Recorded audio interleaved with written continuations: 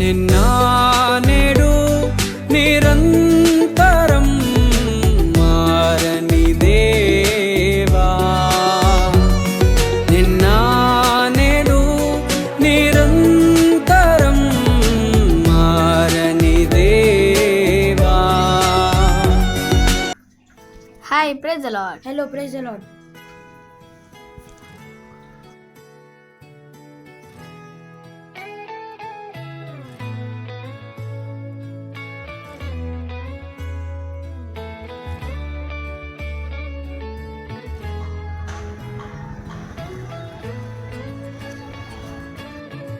Hi, praise the Lord. సరే సరే కూర్చో. అరే, నువ్వు చర్చికి రావడం ఎందుకు బంద్ చేసావు? నువ్వు కూడా రావచ్చు కదా. చర్చికి రావడం ఏం లేదు, దేవుడు హృదయంలో ఉంటే చాలు రవి.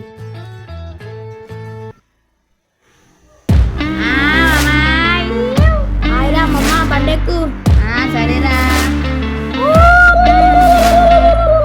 అరే క్యాబీ నడు నడు నడు. సరేరా మధ్యాహ్న భోజనం. Hello, praise the Lord. ఏమైంది?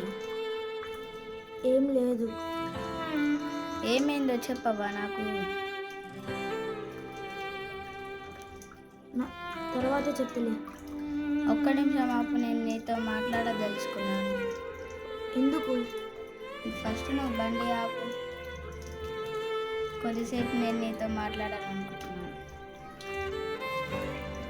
సరే.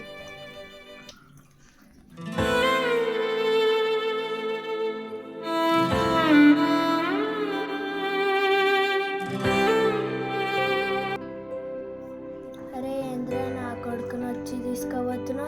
నువ్వే మంచి లేవు, ఇంకా నా కొడుకుని వచ్చి తీసుకోవచ్చునా? చేయొద్దురా, చేయొద్దు. నువ్వు బాగుపడి తర్వాతకి నా కొడుకుని వచ్చి తీసుకోపోరాపో. ఆమె చెప్పింది కూడా కరెక్టే కదా. ఎందుకు నా కొడుకుని కూడా తీసుకోబోతున్నావు? నా కొడుకుని తీసుకుపోయి ఖరాబ్ చేసావా? పోరాపో.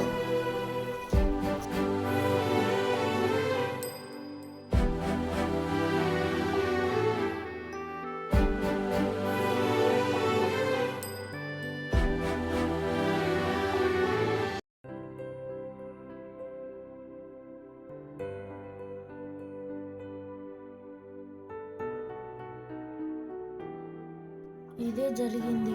నన్ను అందరూ తిడుతున్నారు, నన్ను అందరూ దూషిస్తున్నారు. నా ఫ్రెండ్స్ వాళ్ళ ఫ్యామిలీ కూడా నన్ను తిడుతున్నారు. బ్రదర్, ఇదే దేవునికి లోకానికి ఉన్న సంబంధం. ఒక్కసారి సామెతలు 2:6 తీసి చదువు. ఆయన యెహోవాయే జ్ఞానమిచ్చువాడు, తెలివియు వివేచనయు ఆయన నోట నుండి వచ్చును.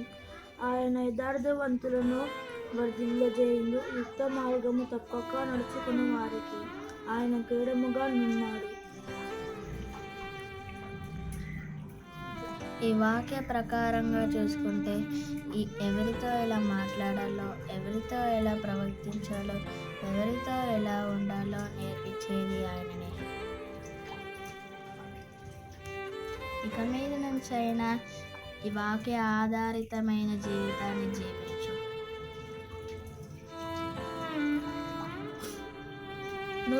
నువ్వు చెప్పిన విధంగానే ఇప్పటి నుంచి వాక్యాన్ని హత్తుకొని జీవిస్తా.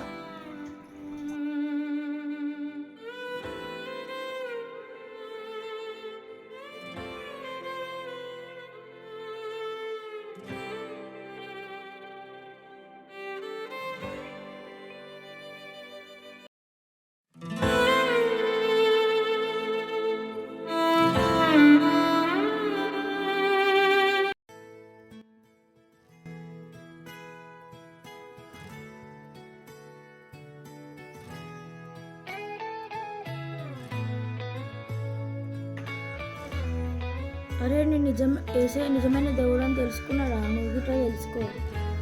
సరే, ఇప్పటి నుంచి నేను కూడా యేసే నిజమైన దేవుడనని తెలుసుకుంటాను. బైబిల్ పట్టుకో, అలా చర్చికి వెళ్దాం.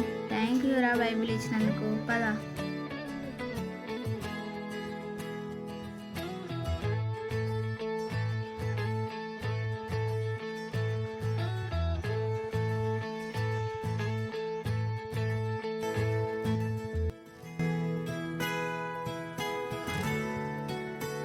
నిన్న నేడు నిరంతరము